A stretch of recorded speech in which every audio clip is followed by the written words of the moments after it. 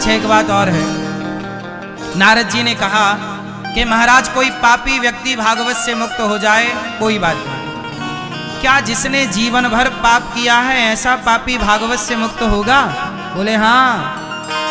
हाँ ये माने वह पाप कृतस्तु सर्वदा सदा दुराचार रता विमार्ग गाहा क्रोधाग्निदग्धः कुटिलाश्च कामिनः सप्ताह यज्ञेन कलौ पुनन्ति ते। कितना भी बड़ा पापी क्यों ना हो भागवत से तर जाएगा। बड़े बड़े वीआईपी पापी भी तर गए भागवत जी से। वीआईपी पापी, कैसा भी पापी हो, मैया आप लोग पापी हो के नहीं? हाँ या ना? मैया आप पापी हो के नहीं? भैया आप पापी हो के नहीं? ए भैया आप पापी हो कि नहीं? हाँ पापी नहीं हो? खाओ मां कसम के पापी नहीं हो।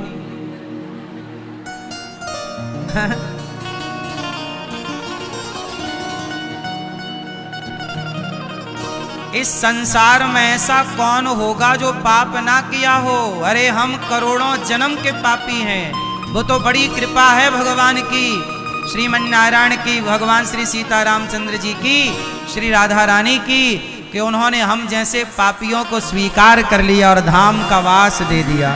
तो ये कृपा पापियों पर की उन्होंने। हम करोड़ों जन्म के पापी, आप बिना पाप किए रह सकते हैं इस धरती पे? चलते हो चींटियां मर जाती, नहीं मर जाती? फिर ये पाप है कि पुण्य है? घर बनाए हो तो जब घर बनाए हो तो जमीन खोदी होगी, जमीन की खुदाई में कितने जीव मरे होंगे।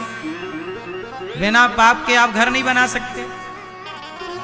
बोलो हाँ। आप जब घर बनाते हो तो नींव खोदते हो, उस नींव की खुदाई में कितने जीव जंतुओं की हत्या होती है, वो पाप नहीं है?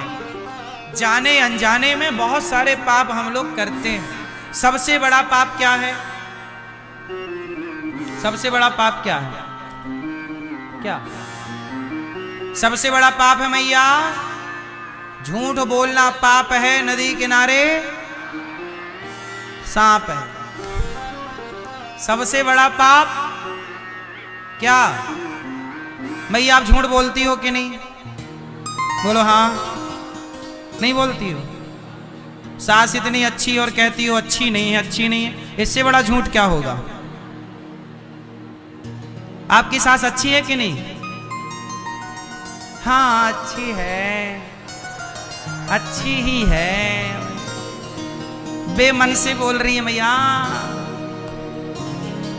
अच्छा आपके पति अच्छे हैं कि नहीं? तो अच्छा वाला पति किसने दिया? आकाश से टपका था कि सास ने दिया था? हाँ पति अच्छा है, सास अच्छी नहीं है। वाह, जबकि अच्छा पति सास से ही आया है। अच्छा पति किससे आया? तो जब पति इतना अच्छा तो सास कितनी अच्छी। जिसकी रचना इतनी सुंदर वो कितना सुंदर होगा।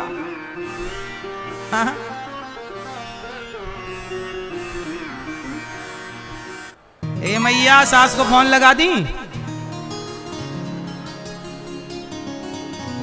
फोन लगा के मैया बता रही तारीफ चल रही है तुम्हारी। सास नहीं है, कहां गई? सुनो, भक्ति महारानी भक्तों के हृदय में जाकर के बैठ गई। नारद जी ने कहा क्या कोई पापी भागवत से मुक्त होगा? बोले हाँ, कितना भी बड़ा पापी हो। एक पंडित जी, अब एक कथा सुनाता हूं जो कथा आपकी भी है, हमारी, हम सबकी एक कथा है। ये शास्त्रों की जो कथाएं हैं ना, वो हम सबकी कथाएं हैं, हम सबके जीवन में रोज होने वाली घटनाएं। एक पंडित जी थे, आत्मदेव उनका नाम था। आत्मदेवः पुरे तस्मिन् सर्ववेद विशारदा, सब वेदों के ज्ञाता। तुंगभद्रा तटे पूर्वम, तुंगभद्रा नदी के किनारे एक पंडित जी रहते थे, उनका नाम है आत्मदेव। उनकी पत्नी का नाम है श्रीमती धुंधली देवी। पंडित जी आत्मदेव जो है ना, ये बहुत पूजा करते हैं, नित्य होम करते हैं, नित्य जाप करते हैं, नित्य जप तप करते हैं, सत्संग करते हैं। लेकिन इनके जीवन में कमी है। आत्मदेव जी नाम के एक पंडित जी हैं, उन्हें कोई पुत्र नहीं। क्या नहीं है? पुत्र, बेटा नहीं है। उन्होंने बहुत पूजा की, पाठ किया, जप किया, तप किया, अनुष्ठान किए, पर नहीं मिला तो नहीं मिला। अब उन्होंने इच्छा छोड़ दी कि हमें कोई बेटा चाहिए भी नहीं। इच्छाएं हमें रुलाती हैं। अच्छा, आपको बेटे की इच्छा है तो आपको कष्ट होगा, और बेटे की इच्छा है ही नहीं तो आपको कष्ट नहीं होगा। इसका मतलब बेटे के होने या ना होने से दुख नहीं है, इच्छाओं से दुख है। बेटा नहीं है, अब मीराबाई के बेटा नहीं है, उन्हें कोई दुख नहीं है। क्यों? क्योंकि उन्हें बेटे की इच्छा ही नहीं है। आत्मदेव जी को बेटा नहीं है तो दुख है, क्योंकि बेटे की इच्छा है।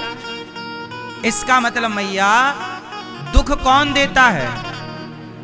जोर से, पीछे वाली मैया, सबसे पीछे वाले भैया, दुख कौन देता है हमें? हमारी इच्छाएं। इसलिए इच्छाएं कम करनी चाहिए कि ज्यादा? क्या? कम। आत्मदेव जी की इच्छा थी कि हमें बेटा हो, पर बेटा नहीं हुआ। हम तो आप लोगों से कहते हैं कि आप अपनी कोई इच्छा रखो ही मत।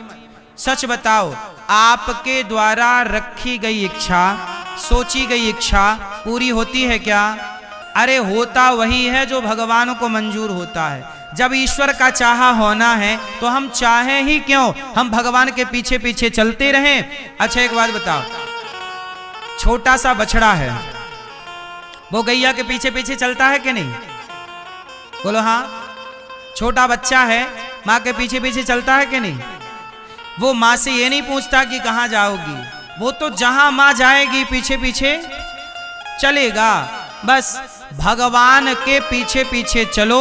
भगवान महलों में रखें, झोपड़ी में रखें, हंसाएं, रुलाएं, सुख दें, दुख दें, हर परिस्थिति में भगवान के पीछे पीछे चलो। इसी में आपका परम सुख है, यही सुख है। क्योंकि आप चाह भी लो तो होना कुछ नहीं है।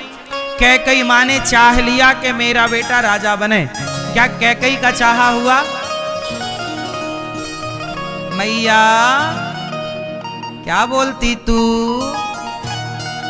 क्या कैकई माँ का चाहा हुआ? जोर से, क्या कैकई माँ का चाहा हुआ? जोर से, नहीं हुआ। कैकई माँ वो हैं जिन्होंने राम को अपना दूध पिलाया है। कैकई माँ ने राम को दूध पिलाया कि नहीं? कैकई माँ ने राम की तेल मालिश की कि नहीं?